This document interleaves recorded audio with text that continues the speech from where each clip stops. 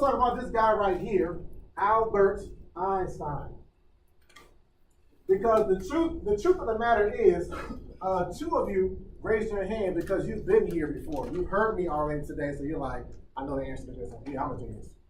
All right, but I wager that if you two hadn't been here earlier, you might have been like this, like everybody else, right?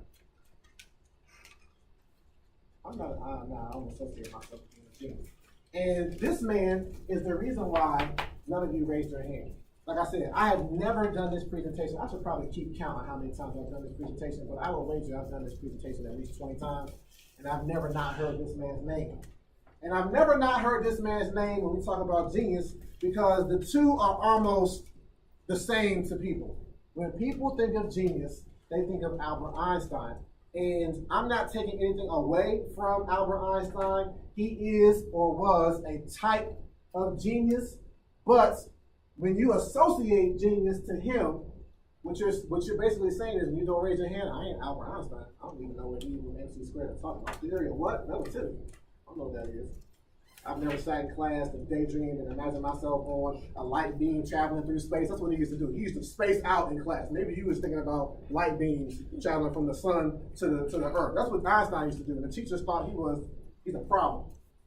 How many of you knew that? Albert Einstein, his teachers thought he was a problem. He was like, man, get this dude out of my class, man. You're daydreaming over here. But he was one of our forefathers of physics, and all manner of great things that were released into the earth through this man's thoughts. But again, he's a type of genius.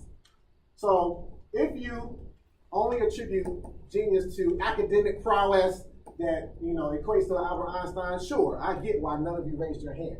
But what I'm here for today in your Genius Hour is to let you know that in truth, there are 19 geniuses that I'm looking at right here. Oh, I'm sorry, Mr. Garrett, 20. All right, there's 20 geniuses that I'm here to help unlock.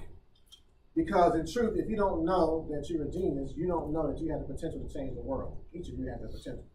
All right, so I need everyone to close their eyes, because I have a quote for you that's going to help bring home my point that actually comes from this man, Albert Einstein, right here. I know everybody eating. Don't try and eat while you close your eyes. You might get that piece of Pop-Tart right in your eyes. Just stop. just close your eyes for a second. Stop eating.